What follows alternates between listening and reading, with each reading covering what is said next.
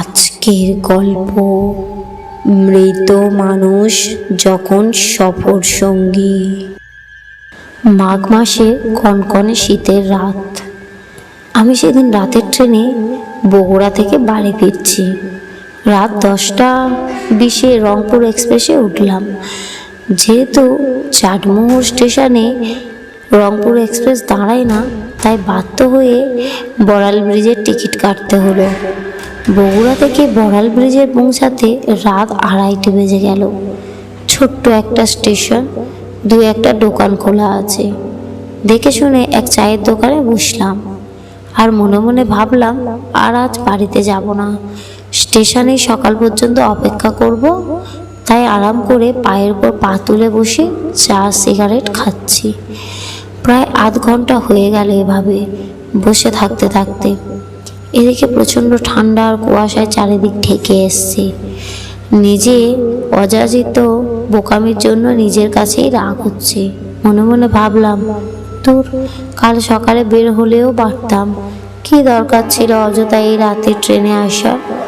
না হয় কালকের কাজটা একটু দেরিতেই হতো, তবু এই কনকনে শীতের রাতে খোলা আকাশের নিচে এভাবে বসে থাকতে হতো না। এসব ভাবছিলাম আর নিজের প্রতি খুব রাগ হচ্ছিল।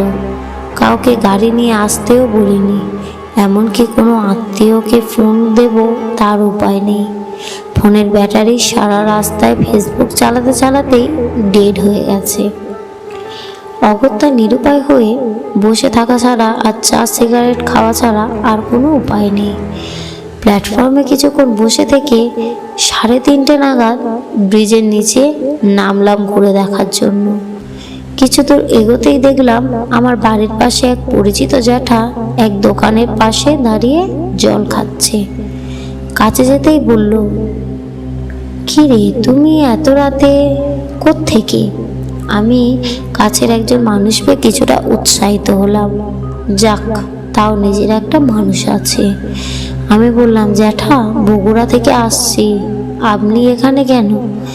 জ্যাঠা বলল, আমার মেয়ে আর জামাই আসার কথা ছিল এই ট্রেনে, কিন্তু ওরা তো কেউ আসেনি দেখছি। আমার ফোনটাও বাড়িতে রেখে এসেছি, তাই ফোন দেবারও কোনো উপায় নেই। কেবল দোকানদারের কাছ থেকে ফোন দিয়ে শুনি ওরা নাকি গাড়ি ফেল করেছে, দেখছে।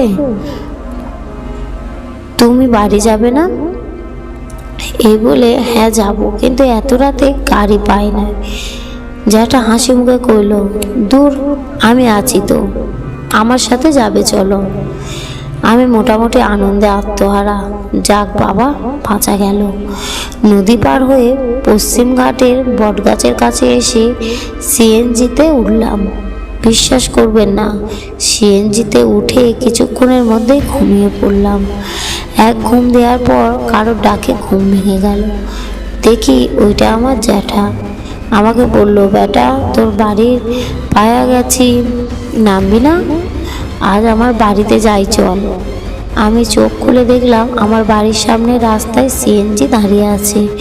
আমি জ্যাঠাকে বললাম, না জ্যাঠা, বাড়ি যখন চলে এসেছি তখন আর যাব না, অন্যদিন যাব।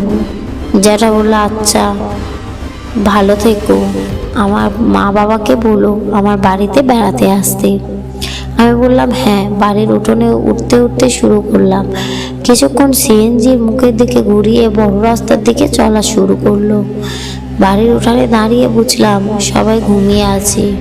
আমি মার ঘরের সামনে দাঁড়িয়ে আস্তে আস্তে মাকে ডাকলাম। মা ঘুম থেকে উঠে এত রাতে আমাকে দেখে তো অবাক। তারপর নানা প্রশ্ন, কিভাবে আসলাম, কোথা থেকে আসলাম, কার সাথে আসলাম ইত্যাদি। আমি ঘরে মাকে সব খুলে বললাম। হঠাৎ করে ঘরের দেওয়ালের ঘড়িটা বেজে উঠল। 4টের ঘন্টা শুনে আমি হকচকিয়ে ঘড়ির দিকে তাকালাম। কেবল 4টে বাজলো। আমি দেওয়াল ঘড়িতে ভুল আছে ভেবে হাত ঘড়ির দিকে তাকালাম। 4টে এখনো বাজেনি, কয়েক সেকেন্ড বাকি আছে। আমি আরও অবাক হয়ে গেলাম, এটা কিভাবে সম্ভব? বড়াল ব্রিজ থেকে চাটমোহর আসতেই 45 মিনিটের উপর সময় লাগে। সেখানে আরও 7-8 কিলোমিটারের রাস্তা মাত্র 15 মিনিটে আসলাম কিভাবে? তারপর মাকে সব কিছু খুলে বললাম। মা শুনি বুকে ফু দিয়ে বললেন, ঠাকুরের নাম নিয়ে একটু অবাক হয়েছিলাম বটে। শুনেছিলাম আমি যে জ্যাঠার সাথে এতটা রাস্তা এসেছি তিনি গত 5 দিন আগে মারা গেছেন। তখন স্তব্ধ হয়ে গেলাম। কিন্তু কিভাবে আমি এত অল্প সময় এতটা পথ আর একজন মৃত মানুষকে আমাকে এত সাহায্য করলেন তা আজও আমার কাছে অমীমাংসিত জিজ্ঞাসা।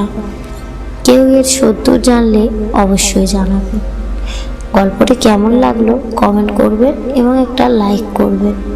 আরও নতুন নতুন গল্প পেতে চ্যানেলটিকে সাবস্ক্রাইব করবেন।